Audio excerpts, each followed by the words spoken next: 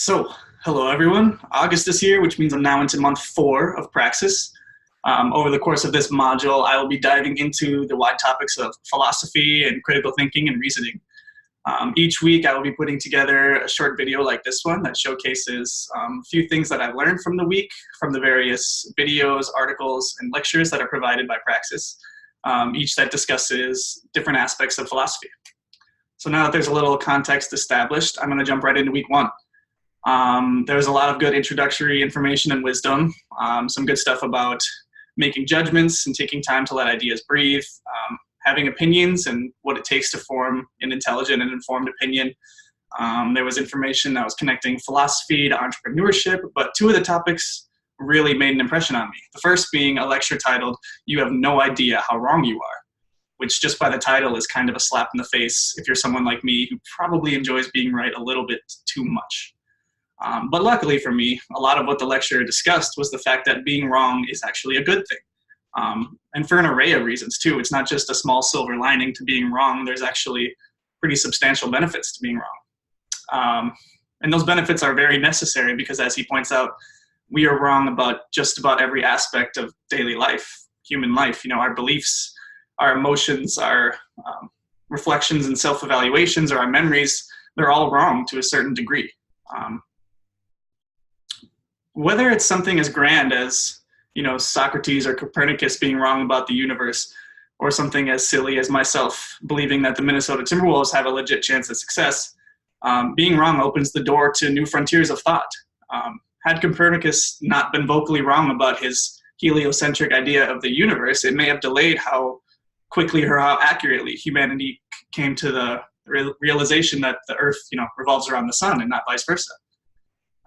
I think it's a really prevalent and striking quality of great leaders is to have a demonstrable willingness to be wrong. It profits the people around you, the intellectual minds that you've placed around you, by inspiring analytical thought and even debate, which is where new ideas are formed.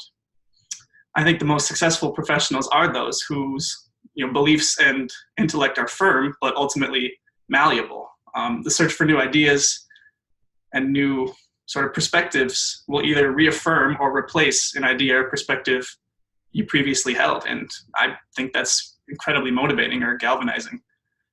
So that was a lot of the first one.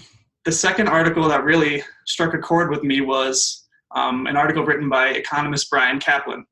And I've sort of been chewing on what he was talking about, just the fact that hypothetical thinking is important and helps develop intellectual clarity, regardless of how realistic the hypothetical situation turns out to be. And at face value, I really strongly agree with a lot of what Caplan presented. I think exercises and reasoning are really good methods of keeping your mind sharp. Just as the body needs exercise in the gym, so does your mind. And for them, you know, for those unrealistic scenarios, you're getting that thought exercise, but for the more realistic ones, you're getting a legitimate, you know, backup plan, contingency plan. You know, if the road construction doesn't let me through on my way to work tomorrow, what's the fastest way around? Now I have a backup plan, and if I'm driving to work tomorrow, you know, whether or not the road is fixed doesn't really matter because I know what I'm going to do. One thing I did struggle with that Caplan sort of, just the approach he took was very black and white. I think there's a lot of, or maybe not a lot, but there's some ambiguity or grayness to this sort of idea, and that he really declines to entertain. One line specifically that comes to mind that he wrote regarding those who aren't as quick to entertain unrealistic questions is, but couldn't they just as easily be prudent people who value their time too much to devise contingency plans for those extraordinarily remote contingencies? To which I thought he would say, you know, yes, there are a certain small population of those people, but he said no. And I just thought he's sort of discarding an albeit maybe small population of people that are in fact intellectuals, but won't go as far to entertain some of the more ridiculous scenarios. And just because they don't fit that one specific criterion doesn't mean they're not intellectuals. I just thought that was a bit excessive. But overall, there is a ton of merit to what Caplan is saying.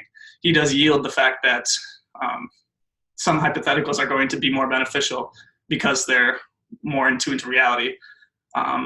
So it really is important to find that balance between ridiculousness and insightfulness, so that after entertaining a scenario, you're left with a tangible takeaway or an insight. You have something to gain from the thought experiment.